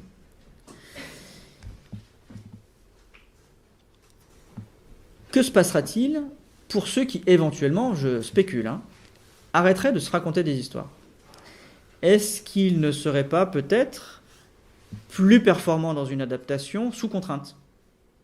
C'est-à-dire, au lieu de fantasmer sur, ou au lieu de discuter avec des entités surnaturelles d'un monde qui n'existe pas, avec des fantasmagoriques totalement incompatibles avec le fait de jardiner et manger sa propre production, est-ce que c'est pas dans ces circonstances de contrainte à la fois une perte de temps, contre-productif, trompeur, illusoire? Est-ce que c'est pas une façon qu'on aurait de se maintenir hors sol, alors que justement le sol nous ramène à lui? Vous voyez ce que je veux dire? Je vais faire une parenthèse sur quelque chose qui est extrêmement à la mode et qui, à mon sens, est une prolongation du type de récit hors sol que nous avons émis depuis plusieurs décennies. Vous avez tous entendu parler d'éco-psychologie ou d'éco-spiritualité, dont l'un des préceptes principaux est la reconnexion avec la nature, avec le milieu, avec le grand flux, avec le grand tout, avec la totalité, la reconnexion, quoi. Mais là, on a un problème aussi. C'est qu'on s'est raconté des histoires sur la nature. On a défini ce qu'était pour nous la nature. Et on a plutôt dit, la nature, c'est un endroit très agréable, puisque c'est là où on va se promener le dimanche. C'est un endroit absolument bienveillant, puisque c'est de là qu'on prend toutes nos ressources. En plus, c'est un endroit qui se reproduit tout seul, donc c'est complètement magique. Il se régénère. Alors, je discutais tout à l'heure avec une ingénieure qui est très embarrassée pour expliquer aux entreprises du CAC 40 qu'en fait, les ressources renouvelables, ça n'existe pas. Physiquement, seule la vie a été capable de renouveler ses ressources suffisamment bien pour se maintenir sur le long terme. Nous, quand on exploite une ressource, on le fait à une vitesse qui fait que la ressource ne se renouvelle pas. Ou pas suffisamment, en fonction de nos besoins. Donc nous avons un récit sur la définition de la nature, ce que nous appelons la nature, qui va même jusqu'à la qualifier de sacré. C'est-à-dire quelque chose de virtuellement intouchable, immuable, parfait, et qui n'est pas accessible à notre connexion naturelle, si vous voulez. C'est en dehors de nous. C'est quelque chose qui est naturalisé. C'est-à-dire, au sens de Descola, quelque chose qui est un extérieur à nous, et nous ne vivons pas dans la nature, nous ne vivrions plus dans la nature. Alors, l'éco-psychologie, l'éco-spiritualité, très bien. Sauf si elle vous promet de vous reconnecter avec une idée de nature, et pas avec la nature. Parce qu'en fait, la nature, c'est quelque chose sur lequel nous exerçons une emprise destructrice. Donc notre lien à la nature, c'est un lien de destruction. C'est ça notre problème. Si on vous dit « reconnectez-vous à la nature » et que vous ne voyez pas le lien de destruction que vous avez avec la nature, vous avez triché en fait. Parce que vous n'avez pas vu que les revenus qui arrivent tous les mois sur votre compte sont des quantités assez mesurables. Voilà, une quantité d'euros sur votre compte, c'est une quantité d'énergie, c'est une quantité de transformation, c'est une quantité de minerais, de forêts transformées, d'agriculture intensive. C'est assez facilement quantifiable. Il faut écouter Jean-Marc Jancovici. Je simplifie à peine, mais voilà. Une quantité de richesse, c'est une quantité de destruction. Et donc, si vous ne vous connectez pas à ça, vous n'allez vous connecter qu'à une illusion de nature, vous n'allez vous connecter qu'à un récit. Et vous n'avez finalement rien changé avec votre rapport au monde. Vous allez avoir été rassuré sur vos émotions, vous allez ressortir du stage d'éco-psychologie en pleine forme, mais vous allez rester, pour le coup, dans un contexte de contrainte écologique et de perspective d'effondrement, encore hors sol. Encore dans l'illusion de la réalité de votre connexion avec la nature. Autre questionnement. Le récit est-il possible de ne pas générer un récit qui soit potentiellement source de réactance? Surtout en période de contrainte globale. La réactance, c'est un mécanisme de défense psychologique mis en œuvre par un individu qui tente de maintenir sa liberté d'action lorsqu'il la croit ôtée ou menacée. La réactance est d'autant plus importante lorsque l'individu se sent poussé à croire ou faire quelque chose. Tous les mots sont importants. Je ne suis pas allé chercher loin la définition, c'est Wikipédia. La réactance psychologique est un résultat possible dans les appels à la peur. Vous me voyez venir ? Est-ce que vous ne voyez pas le discours écologique, d'où qu'il provienne aujourd'hui, y compris le discours sur l'effondrement, être parfaitement générateur partout, de contre-feu, d'agression, de violence verbale, de caricature, d'attaque ad personam pour cette pauvre Greta Thunberg qui n'a rien demandé, qui fait du mieux qu'elle peut et qui est parfaitement volontaire, admirable, et qui est mais déconsidéré de façon la plus abjecte et obscène qui soit. On va rentrer dans le dur des questionnements sur les récits, là. Pourquoi le récit que porte Greta Thunberg, les effondristes, les écolos historiquement, et du coup, je vais en parler, Extinction Rebellion, pourquoi ces récits-là sont-ils, à mon sens peut-être, source d'une réactance qui finalement fait que rien ne bouge, ou qu'au contraire, plus inquiétant encore, non seulement rien ne bouge, mais qu'en plus, les discours se polarisent. Et se polarisent au point que nous risquons de nous retrouver avec des gens extrêmement bienveillants, volontaires, pacifistes, qui mènent ce qu'ils pensent être évidemment une cause juste. Ils vont finir probablement par être attaqués, agressés par les forces de défense de l'État, par la police, peut-être par l'armée, on ne sait pas. En tout cas, ce que je veux faire là, c'est anticiper le risque d'une polarisation autour du sujet écologique. Ce que je vous dis là, ça ne date pas de ce qui se passe avec Extinction Rebellion, ça date du débat depuis plusieurs mois, voire années, autour du risque d'écofascisme, qui est aussi ce qu'on répond à chaque fois qu'on parle d'effondrement, de risque écologique, etc. Parce qu'évidemment, Aurélien Barraud dit il faut des lois. Aurélien Barraud ne milite pas pour un écofascisme, mais il dit il faut des lois. Et on va lui répondre, oui, mais ma réactance à moi, c'est que tu es en train de m'imposer ta propre peur, c'est la définition de la réactance. Monsieur Barraud, vous êtes en train de m'imposer votre propre peur. Vous avez pour objectif de contraindre ma liberté. C'est la définition de la réactance. Donc je vais vous attaquer en réponse. Et on est très embarrassé. Et il y a une raison, à mon sens. C'est parce que les récits eux-mêmes sont porteurs d'une angoisse qui ne peut pas être conjurée par les récits autour de l'écologie. Je vais préciser ça. Alors, je n'ai absolument rien contre Extinction Rebellion. Je vous ai dit, j'utilise les exemples qui sont dans l'actualité. Mais je reprends là le programme d'Extinction Rebellion. Face à l'incapacité, et je les salue, ils étaient là hier, je n'ai pas pu venir, mais je serais ravi de discuter avec eux de ce que je vais dire là. Face à l'incapacité du gouvernement à résoudre la crise écologique et sociale en cours, Extinction Rebellion France appelle les citoyens et citoyennes français à venir nous rejoindre. Ce présupposé, on a dit que nous vivions dans une culture extrêmement hors sol, de la liberté fondée sur la consommation de ressources et de la toute-puissance. Nous sommes la société qui, les Occidentaux, on les accuse tout le temps d'avoir plein d'idées et d'être dans le fantasme de la toute-puissance, c'est-à-dire j'ai une idée, je la mets en application, puis je suis tellement puissant avec mon énergie, mon industrie, que ça marche, je transforme le monde et tout est parfait. Donc chez nous, les idées, elles viennent de là, et puis on a la puissance physique, industrielle, commerciale, etc. Donc on transforme le monde et on obtient nos résultats. Est-ce que vous ne voyez pas dans cette simple sentence-là la reproduction de ce schéma-là, c'est-à-dire on décide que nous, on peut résoudre la crise écologique et qu'il y a des incapables, et c'est l'État. Est-ce que vous ne retrouvez pas le schéma typique du récit qui a 30 000 ans, c'est-à-dire on a un problème, c'est pas de notre faute, mais nous on peut le régler quoi. Ça me pose déjà ça, en termes de génération de réactance, si je ne suis pas écologique et si je n'ai pas la même inquiétude que vous, je me sens attaqué en quelque sorte. Ou en tout cas accusé de quelque chose, alors je ne veux pas dire attaqué. Quand vous dites à quelqu'un qu'il est un incapable et que vous-même vous n'êtes pas capable de faire mieux, là-dessus, la personne peut vous attaquer. C'est ce que je voulais préciser. Et c'est là où Extinction Rebellion pêche.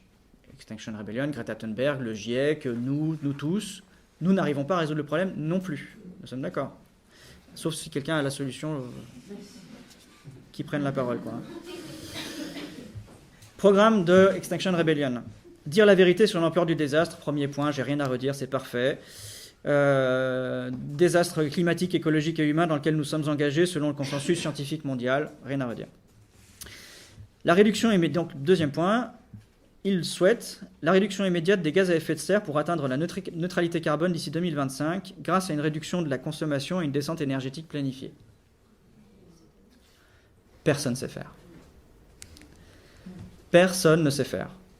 Et en fait, alors, si on ramène ça au point précédent, c'est-à-dire écouter la littérature scientifique et accepter la réalité, ces deux points-là s'opposent strictement. C'est-à-dire que quand on traduit, quand on interprète la littérature scientifique, en particulier les prescriptions du GIEC, la descente énergétique, ça veut dire d'ici 2030, divisé par 2 le PIB de l'humanité et 0 PIB en 2050. Si on veut obtenir les attentes, si on veut obtenir les souhaits d'Extinction Rebellion et les souhaits que nous avons tous. Ça s'appelle une injonction paradoxale. C'est dire au départ, nous on est capable de faire la chose, on va y arriver et en plus ça va bien se passer, sauf que pour y arriver, il faut réduire par 2 le PIB en 10 ans et ensuite 0. Et ne pas dire la suite, c'est extrêmement violent. Parce que la suite, c'est vous allez tous être morts en 2050. C'est pas un raccourci, hein. C'est ce qui est écrit dans le rapport du GIEC quand on le met en parallèle des rapports sur l'agriculture et les rapports sur l'énergie et les rapports économiques qui disent qu'il y a un lien entre l'énergie, le CO2 et le PIB.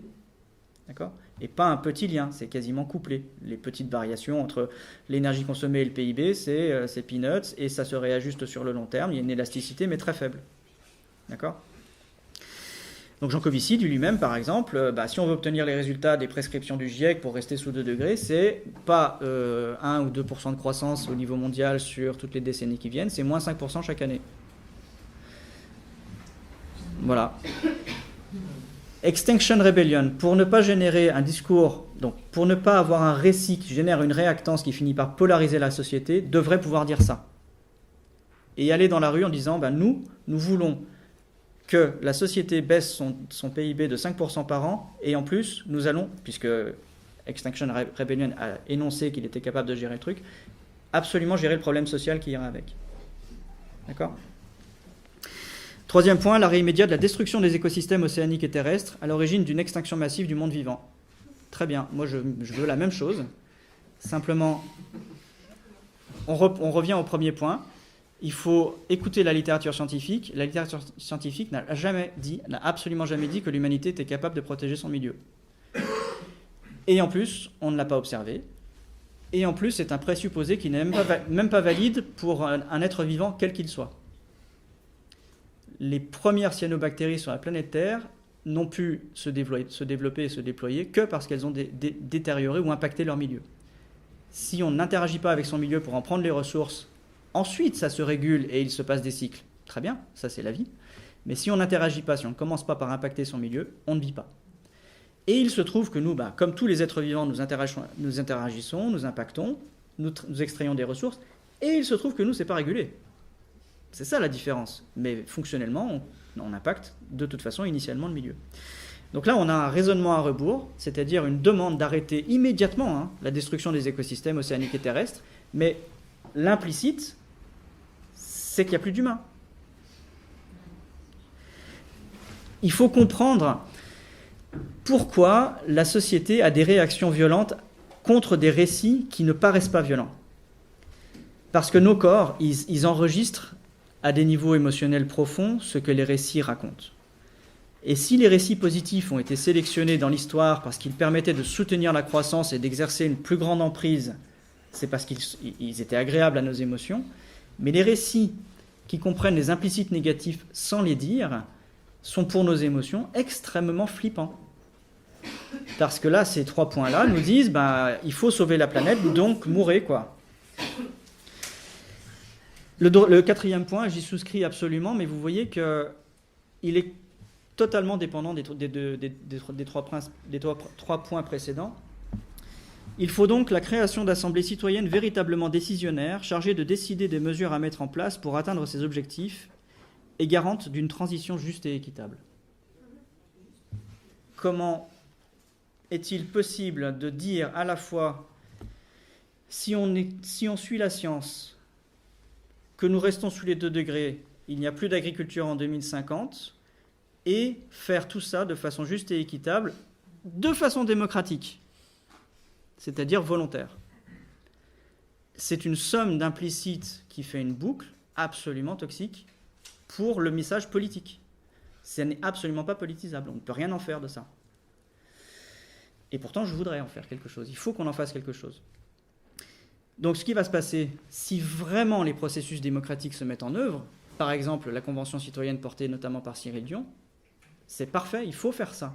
Mais la réponse qu'on va avoir, ça sera peut-être une décision totalement démocratique de continuer à dévaster l'environnement, et peut-être plus vite encore. Je prends le pari, de surcroît, que c'est déjà ce qu'on observe, y compris dans des pays démocratiques, qui ont tendance plutôt à soutenir des populismes qui n'en ont absolument rien à faire, qui n'ont pas d'état d'âme sur les dénis environnementaux et sur la destruction. Bien. Donc, voilà, j'ai dit ce que je voulais préciser par rapport à Extinction Rebellion, mais oubliez que je parlais d'Extinction Rebellion. En fait, ces implicites-là, on les retrouve dans tous les discours écolos depuis que l'écologie a été développée dans la deuxième moitié du XXe siècle. Donc, je ne cible pas spécifiquement Extinction Rebellion. Je prends juste une minute pour rendre hommage à Laurent Mermet, qui est décédé, qui travaillait sur des concepts qui sont fondamentaux, qui sont le refoulement et la fantasmagorie du distributif, et qui sont tout le temps là, en fait, dans les récits écologiques, et qui sont parfaitement liés à ce que j'énonçais au départ, c'est que quand on a un problème, on préfère le dénier, et le problème principal qu'on dénie dans l'écologie, c'est ce que dénie Extinction Rebellion dans son programme, c'est le distributif. C'est-à-dire que si on ne peut pas dire aux gens, on va faire un truc juste, et en même temps, on va vous empêcher de manger. Parce qu'il faut distribuer la nourriture à un moment donné, il faut la produire et la distribuer. C'est impossible de dire ces deux messages-là en même temps. Donc Laurent Mermet explique très bien dans ses vidéos que je vous recommande comment le déni et la fantasmagorie du distributif sont fondateurs des discours écologiques et en même temps de leur échec. Donc déni initial, puis fantasmagorie, ça revient au récit dont on parlait précédemment. En résumé, ça s'appelle la pensée magique. Et toutes nos propositions écologiques sont fondées sur des pensées magiques que je trouve être parfaitement toxiques. Très bien. Donc on pourrait rapidement dire que, à mon sens, si on écoute les travaux, si on lit les travaux d'Elisabeth Kubler-Ross sur les phases, non pas du deuil, mais les phases de l'acceptation de la souffrance, il s'agit des 5 stages of grief. Ça n'est pas deuil, ça ne veut pas dire deuil, ça veut dire acceptation de la souffrance, de la peine, de la difficulté, de tout ce qu'on veut, mais pas le deuil. D'accord ? Donc quand on vous dit faites le deuil de la civilisation thermo-industrielle, on vous envoie une injonction paradoxale, vous ne pouvez pas faire le deuil de quelque chose qui n'a pas disparu. Et on vous demande de gérer émotionnellement la relation avec quelque chose qui va tous les matins être autour de vous, alors que vous devez, selon l'injonction, avoir considéré que ça n'existe plus. Bonsoir. Donc ça, oublions les 5 stages of grief. Ça ne veut pas parler de deuil, c'est une interprétation secondaire. Elisabeth Kubler-Ross a parlé de deuil dans ses travaux, mais pas pour parler exactement de la même chose que ce dont elle parlait dans ces 5 stades initiaux. Et donc brièvement, c'était juste pour dire que probablement Extinction Rebellion et l'écologie en général est beaucoup plus un processus à la fois de colère qu'on peut voir dans la rue et de négociation et de marchandage, qui sont 2 phases des 5 stades de l'acceptation de la souffrance ou de la peine dans les étapes qu'Elisabeth Kubler-Ross a élaborées. Très bien. J'avais un petit paragraphe sur la fabrique des réactions populistes, mais en fait, vous avez très bien compris ce que je voulais dire, je ne vais pas aller beaucoup plus loin. Je vais éventuellement proposer des pistes, malgré tout, pour avancer, parce qu'il ne faut pas que ce récit que je vous raconte, qui est aussi un récit pour le coup, soit quelque chose qui soit totalement démobilisant, sidérant, et qui vous dise l'écologie, il n'y a plus rien à faire, on n'a qu'à se laisser porter, faire la fête tant qu'on veut, boire des coups, etc. Ça ne suffira pas. Il va falloir limiter le chaos, et il va falloir limiter la souffrance. Et ça, alors, il y a des tas de variables sur lesquelles on n'a pas la main, CO2, PIB, emprise, etc., déterminisme thermodynamique, compétition, sélection naturelle, tout ça, on n'y peut rien. En revanche, et je reviens à un petit conflit que j'ai énoncé tout à l'heure entre James Scott et Gaël Giraud. Il y en a un qui pense que ça peut se passer bien dans la bienveillance et on atterrit sur des sociétés anarchiques, autogérées, tout ça. Et l'autre qui pense que l'effondrement, c'est absolument la guerre systématiquement. En fait, les deux ont tort et les deux ont raison. C'est extrêmement circonstanciel, ça dépend énormément de la construction préalable de l'anticipation globale, politique, sociétale, économique de l'effondrement ou du risque d'effondrement. Donc on va essayer quand même de trouver une voie qui soit la plus vertueuse possible et la meilleure, la mieux organisée possible. Alors, est-ce qu'on peut... En fait... J'avais un paragraphe aussi sur Philippe Descola et ses 4 ontologies, mais c'est trop complexe là, on n'aura pas le temps. Est-ce qu'on peut malgré tout... Alors une ontologie, c'est un mode de rapport au réel. c'est comment on définit son identité par rapport au milieu. Alors, les 4 ontologies de Philippe Descola sont l'animisme, qui est bien connu. Alors, allez, anecdote, j'étais de retour d'une conférence en voiture avec celui qui m'invitait, et c'était en Savoie, et paysage montagneux. Et il me décrit le paysage, il trouve ce paysage très beau, puis au milieu du paysage, il y a effectivement un massif qui est au milieu, là, on ne sait pas trop ce qu'il fait là, et il m'explique qu'il est contrarié par ce massif, il le trouve pas équilibré dans le paysage, et il me dit, j'ai du ressentiment. J'ai du ressentiment pour ce massif. Mais je lui dis, mais tu viens de me faire un truc totalement animiste, là.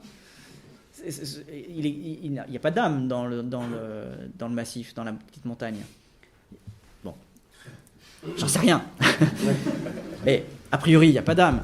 Sauf que lui, il n'avait pas du tout l'impression d'avoir convoqué quelque chose qui a peut-être 70 000 ans de construction dans le rapport au milieu, construction culturelle, et il avait du ressentiment, c'est-à-dire qu'il attribuait une volonté ou un état d'âme à quelque chose qui est normalement inerte. Et ça, c'est l'animisme. Et bon, voilà, des quantités de sociétés de chasseurs-cueilleurs se sont organisées autour de ce type de mode, ce type de relation avec leur milieu, et nous sommes encore perclus d'animisme, nous parlons à nos smartphones, nous considérons que les voitures sont gentilles ou méchantes, enfin bref, on est quand même pas mal animistes. Autre ontologie de Descola, le totémisme, alors c'est simple. On désigne un référent auquel on voue un culte et on se réfère à lui chaque fois qu'il y a une décision à prendre, et puis il est l'intermédiaire entre les forces surnaturelles et la communauté, donc c'est la relation totémique. Le type analogique, c'est une forme de... Alors, en simplifié, c'est une forme d'extraction de quantité de propriété du réel qu'on agence un petit peu comme ça nous arrange. Le polythéisme pourrait faire partie de ces modes d'organisation analogiques. Pour être honnête, c'est celui que je comprends le moins dans le travail de Descola. Je n'ai pas le niveau, je crois. Et celui que je comprends très bien, par contre, cette ontologie que je comprends très bien, c'est l'ontologie naturaliste. C'est la nôtre, c'est celle qui considère qu'il y a une communauté humaine qui vit là, et une nature, comme on en parlait, sacrée, extérieure, immuable, bienveillante, quelques définitions qu'on lui donne, en tout cas qui est extérieure à nous. Est-ce qu'on peut changer d'ontologie ? Est-ce qu'on a comme matériel pour l'avenir que ces 4-là, et on est coincé, et on pourra de toute façon aborder l'avenir que de façon naturaliste ? Alors je pense qu'on ne peut pas décider. On n'est pas capable de dire ce récit-là va gagner ou cette ontologie-là va gagner. Par contre, on peut commencer à émettre des propositions. Et moi, je serais assez favorable à discuter d'une ontologie réaliste, que j'appellerais une 5e ontologie. C'est-à-dire une ontologie qui se départirait au maximum des différents récits qu'on se fait, qui, l'histoire le montrerait, si mes hypothèses sont bonnes, les récits auraient plutôt accompagné les phases de croissance, les phases d'augmentation, de destruction, les phases de coopération à grande échelle, les phases de subordination pour les relations étatiques dans les sociétés pyramidales, etc. On a justifié l'esclavage. On avait des récits qui disaient que l'esclavage était légal, donc on est capable de tout. Est-ce qu'il vaut mieux continuer à se raconter des histoires demain, ou est-ce qu'il vaut mieux ne pas réduire notre capacité ou réfléchir à combien nos récits nous deviennent toxiques pour les remplacer par d'autres choses ? Par exemple, dans les récits, on a vu que très souvent ou tout le temps, ils nous permettent une défausse de responsabilité. Et je pourrais proposer à discuter un principe de responsabilité autonome, c'est-à-dire qu'une action qu'on fait, c'est pas le lièvre, c'est pas le totem qui nous a dit de le faire, c'est pas un tiers quelconque, c'est pas un dieu, c'est nous. Les actions que nous faisons, c'est nous qui les faisons, et la quantité de destruction qui est en rapport avec cette action-là, elle est à nous. La causalité est à nous. C'est ce que j'appelle le principe de responsabilité autonome. Si la performance adaptative de l'humanité et sa capacité à détruire son propre environnement découlent de son aptitude à se décharger de ses propres fautes, c'est mon hypothèse, l'admission que toute action faite par tout humain, qui impacte toujours négativement l'équilibre écologique vital, tient inévitablement de sa responsabilité et non de celle d'un tiers. Donc dire qu'on est responsable de façon autonome, c'est notre responsabilité, ce principe-là pourrait favoriser l'élaboration d'un nouveau cadre éthique pour la transition. C'est mon hypothèse. C'est beaucoup... Essayons d'imaginer les militants et les activistes, quels qu'ils soient, qui réinscriraient leur activisme et leur militantisme dans l'acceptation qu'en fait, ils sont inscrits dans la causalité de la destruction eux-mêmes, eux aussi. C'est-à-dire, pour faire simple, certes, le capitalisme est un système d'oppression, de domination, de coercition, de destruction, tout ce qu'on veut. Le problème, c'est qu'il y a une corrélation entre la croissance du capitalisme depuis 500 ans et la croissance démographique et la croissance du niveau de vie. Et qu'il est très très difficile aujourd'hui d'être un humain occidental et dire le capitalisme est coupable de tout et je suis absous du capitalisme. En fait, ça ne tient pas causalement. Je vais le dire autrement, la totalité de ceux qui critiquent alors, la technique, le capitalisme et la civilisation n'existerait pas sans le capitalisme, la technique et la civilisation. Je rappelle, il y a 10 000 ans, avant l'agriculture, avant l'explosion de l'agriculture, nous étions 6 millions. On est 8 milliards aujourd'hui. Et ce qui s'est passé entre les deux, c'est l'augmentation, l'explosion des capacités techniques, accompagnée plus récemment du capitalisme. Et entre les deux, il y a eu les civilisations. C'est compliqué. Comment dire aujourd'hui, moi j'aimerais bien abattre le capitalisme, mais en même temps c'est moi. Je fais comment? Donc peut-être penser à un principe de responsabilité autonome pour une ontologie réaliste. Voilà. Je vais vous parler, cette partie-là, je ne vais pas la sauter parce que c'est la plus délicate. Et je vais vous demander, je vais vous donner ma confiance. Et c'est une question que je compte sur vous pour qu'on la traite ensemble. Je compte sur vous pour la traiter ensemble à l'avenir. La réponse historique à la régulation ou au déclin, quand il y a des baisses d'approvisionnement en énergie dans les écosystèmes, que l'agriculture n'a plus d'aussi bon rendement, les deux grands modes de régulation traditionnels, c'est soit le sacrifice volontaire. Alors toutes les civilisations et tous les chasseurs-cueilleurs pratiquent le sacrifice régulièrement, volontairement, intentionnellement, en étant inscrits dans des récits qui justifient ces sacrifices-là. Mais on voit bien que ça participe à la régulation pour la consommation de ressources. Et puis il y a la guerre, évidemment, qui participe à la régulation. Les systèmes passifs de régulation sont la famine et les maladies, mais en tout cas, on est proactif de la guerre ou du sacrifice. Les autres paramètres, on a moins la main directement.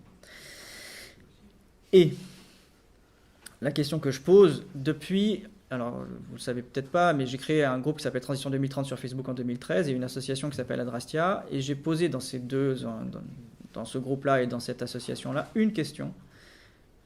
Initialement, je tenais à ce qu'elle soit posée dans ces groupes-là, dans ces groupes de discussion et de travail, et elle n'a pas été traitée. C'est la question de qui. Il va y avoir des personnes, alors il va y avoir des choses, c'est-à-dire des êtres vivants, et il va y avoir des personnes qui vont plus ou moins bien vivre les perspectives de demain. Nous sommes la culture, la société qui a la responsabilité historique de l'avenir. Et cette société-là, pour ce que j'en vois dans les débats politiques, ne se pose pas la question très clairement de qui elle va cibler ou qui elle va considérer dans la gestion du déclin, c'est-à-dire qui va devoir souffrir, qui va devoir objectivement être plus ou moins en premier, plus ou moins bien, plus ou moins dans la souffrance, celui qui va subir non pas les 2% de croissance parce que ça va s'arrêter, mais les 5% de déclin annuel. Pourquoi je veux reposer cette question aujourd'hui? Parce qu'en faisant semblant de ne pas se la poser, comme si elle n'existait pas, dans un déni, elle ne résout pas, ce déni ne résout pas l'angoisse véritable des gens qui, eux, vivent l'émotion négative et sont en colère. Et cette colère s'exprime par des appels du pied de ceux qui savent déjà traiter la question du qui, et ce sont les monstres. C'est l'extrême droite, ce sont les populistes, mais on les voit déjà se mettre en place et tisser des alliances à une échelle dont on n'a pas idée de l'ampleur. D'accord ? Donc glisser sous le tapis cette question-là, faire semblant de ne pas la voir, c'est bien pire que de s'y confronter. Enfin, je pense qu'il faut vraiment la regarder en face et mettre en place des stratégies, des réflexions collectives pour savoir si on doit tel territoire naturel le détruire ou pas pour maintenir un tel niveau de confort social pour telle ou telle population, et puis faire des arbitrages. des arbitrages terribles, mais des arbitrages qu'il faut faire dans les meilleures conditions, parce que si on ne maintient pas les meilleures conditions pour les faire, ces arbitrages se feront in fine de toute façon. Vous avez compris? Un horizon à viser.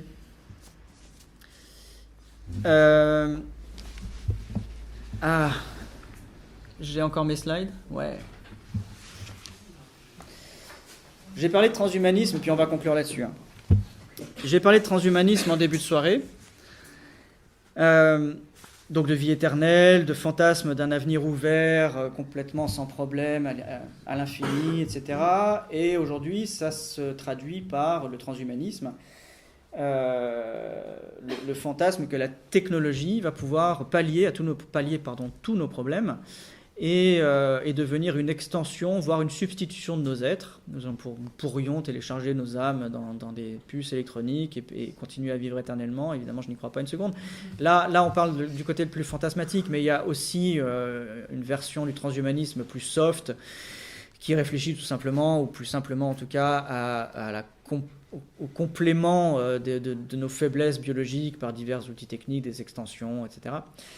En tout cas, Ray Kurzweil est celui qui a beaucoup théorisé ce transhumanisme et cet avenir ouvert, et il se trouve qu'il a fait un calcul un peu grossier sur la puissance des possibles informatiques fondées sur l'intelligence artificielle, les algorithmes, et il a fait un calcul sur l'augmentation, le doublement de la puissance en fait, des puces qui est à peu près tous les 18 mois historiquement, avec une petite chute la plus récente, mais en tout cas historiquement il y a eu effectivement un doublement de la puissance tous les 18 mois. Et à gauche, vous avez donc la courbe qui est censée donner, selon lui, selon Ray Kurzweil, ce futurologue, auteur, il estime que on pourrait avoir une forme de transhumanisme, voilà, en haut à droite, autour de l'année 2030, quelque chose comme ça, quoi. Le cerveau pourrait être téléchargé dans des supports physiques, et puis on vivrait comme ça avec des extensions physiques issus de l'informatique. Et à droite, vous avez un autre schéma qui m'intéresse aussi. Et il se trouve qu'il y a une date en commun, c'est celle de la crainte énoncée par le rapport Meadows en 1972, qu'à partir d'un certain moment, c'est ton âme qui nous interpelle, c'est ça? Ouais. Donc voilà, vraiment la synchronicité était intéressante entre ce téléphone qui sonne et la singularité technologique. Meadows et son rapport sont moins d'accord sur la possibilité d'une prolongation de la vie sous forme matérialisée physique, et craignent plutôt le risque d'un effondrement autour de la décennie 2030 parce que nos sociétés, le coût de fonctionnement économique est trop élevé et que voilà, on n'a plus assez de ressources. Bref, vous connaissez bien ce travail-là. Et moi, ce qui m'a intéressé, c'est la concomitance des dates, qui historiquement, c'est pas un calcul, les deux, voilà, c'est à peu près, on va dire, plus ou moins 5 ou plus ou moins 10 ans, c'est en tout cas autour de 2040, bientôt, quoi. Alors, on peut marier ces deux visions de l'avenir et en faire ce que j'appelle une singularité écologique. C'est-à-dire qu'à un moment donné, je vous ai dit, il y a plein de déterminants sur lesquels on n'a pas la main. La thermodynamique, la sélection naturelle essentiellement. Pour autant, l'organisation politique de nos sociétés, on a un peu de delta entre le pire et le moins pire, et puis peut-être des moments où ça se passera même très très bien. Ça va être difficile, évidemment, ne nous leurrons sur rien, mais nous avons un delta. Et il va falloir autant écouter les discours de Gaël Giraud que les discours des anarchistes, pour comprendre comment on peut trouver une voie d'adaptation. Et cette singularité écologique, voilà comment je la définis, c'est la période à partir de laquelle l'ensemble de l'humanité accepterait d'admettre que son développement est terminé et que ses conditions d'existence ne pourraient que se dégrader à terme. Cette singularité écologique permettrait l'adoption d'un mode d'adaptation cohérent et optimal dans ce contexte-là. C'est une ontologie réaliste. Ça veut dire qu'à un moment donné, ce qui nous permettrait de dépasser notre condition d'aujourd'hui, ça serait de nous confronter directement à la réalité, sans intermédiaire, sans médiation, sans être surnaturel ou sans convocation de fantasmagorie. Alors, évidemment que nous pourrions avoir des croyances, la question n'est pas là, mais dans notre adaptation, nous cesserions de convoquer ces croyances pour prendre des décisions concrètes. Cessons de convoquer, allez, je vais le dire, la fumisterie des croyances économistes depuis 2 siècles pour organiser la société et la consommation, qui est fondée sur la non-considération du prix des ressources qui sont censées être infinies parce qu'elles sont gratuites. Voilà. Donc on peut cesser de convoquer des irrationalités. Et dans ce cas-là, on s'inscrirait dans une forme de ce que j'appelle une singularité écologique qui ouvre beaucoup de potentiel de réflexion philosophique, politique, morale, éthique et concrète. À partir du moment... En fait, ça rejoint exactement, ou de façon très proche, ce qu'ont fait nos ancêtres pendant 99% de l'histoire de l'humanité, c'est-à-dire convoquer...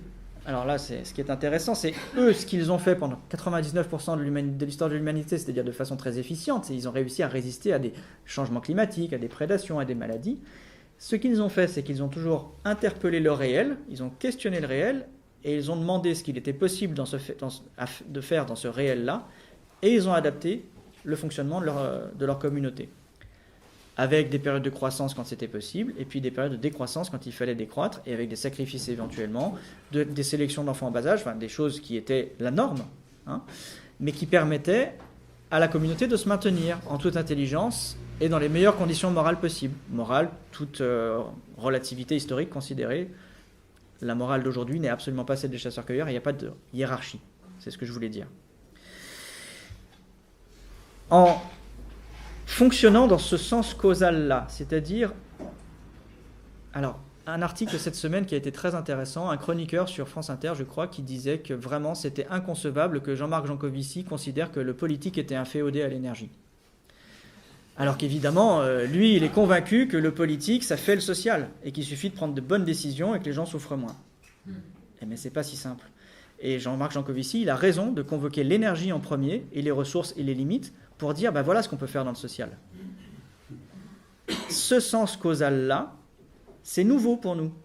C'est une révolution ontologique. Nous, le sens qu'on a utilisé depuis 2 siècles, c'est on a une idée dans la tête, on a l'énergie pour la mettre en place, on transforme le monde, on est tout puissant. Donc c'est ça la singularité écologique. Voilà, je vais bientôt conclure. Oui, voilà, c'est comme ça que je souhaitais vous ouvrir en tout cas cette conférence, que je sais être un petit peu... toujours mon propos est... On l'imagine fermé. En fait, c'est pas moi qui suis fermé ou mon propos qui est fermé, c'est la réalité. Et ce que je crains, évidemment, c'est qu'on continue à ouvrir des fenêtres qui n'existent pas dans le réel. C'était ce que je vous disais, en déconstruisant les fantasmagories d'Extinction Rebellion, de l'écologie du développement durable historique, etc. L'ouverture de fantasmes adaptatifs aujourd'hui, c'est vraiment un danger en fait. C'est un danger de réactance qui met au pouvoir des gens que je ne veux pas voir au pouvoir. Donc voilà, je conclue là-dessus. Ah si. Une bonne nouvelle. Parce que ces valeurs-là ont été évoquées tout à l'heure en introduction. J'avais proposé justement, dans cette singularité écologique, pourquoi pas ne plus convoquer les récits pour nous adapter, mais il y a des choses qui restent constantes. Pensez à la règle d'or dont je parlais tout à l'heure. Ne fais pas à autrui ce que tu ne veux pas qu'on fasse à toi-même. Ça, c'est un universel qui a réussi à être le même dans des tas de récits différents. D'accord ? Donc c'est une règle d'or, c'est pour ça qu'elle est appelée comme ça. On pouvait se raconter des dieux très différents, même pas des religions, plus juste des philosophies morales, mais on avait cette même règle d'or. Et il y a peut-être des valeurs qui sont suffisamment universelles pour traverser tous les récits et qui pourraient nous permettre de nous organiser à grande échelle, surtout de nous organiser dans un contexte contraint. Ces 3 valeurs que j'avais énoncées en 2014 en créant Adrastia, qui sont l'honnêteté, c'est-à-dire ne pas raconter n'importe quoi à son prochain, et surtout ne pas lui dire que demain il y a un idéal naturel, technique, technologique, politique, parce qu'en fait l'idéal, ça n'existera plus. On va rentrer dans un monde contraint, il n'y a plus d'idéal. La deuxième valeur que je défends, c'est la responsabilité. Assumer ses choix, principe de responsabilité autonome. Voilà. C'est pas le capitalisme, hein. Ou alors si c'est le capitalisme, je suis consentant ou voire complice. Dans l'ensemble, réduire le conflit, c'est ça la responsabilité. C'est ne pas rejeter sur l'autre ce pourquoi on est quand même dans une responsabilité partagée. Et puis la dernière valeur qui est plus abstraite, mais à laquelle je tiens, et qui pourrait être un guide d'autant plus fort qu'il est justement abstrait et univoque et potentiellement universalisable, c'est la dignité. Tenter d'être à la hauteur de 4 milliards d'années d'évolution, 4 milliards d'années de vivants et de morts naturels, enfin je veux dire sauvages. Voilà. Nous sommes aussi les héritiers de 4 milliards d'années d'évolution de la vie, d'une façon générale. Et nous sommes aussi les héritiers de toute l'histoire de l'humanité. Je pense qu'on peut tenter de garder la tête haute et la dignité en étant héritier de ces deux histoires-là qui sont complémentaires et d'une richesse finalement absolue. Quoi qu'il en soit, je suis convaincu que regarder la réalité en face, c'est réduire le chaos et la souffrance. Et je vous remercie.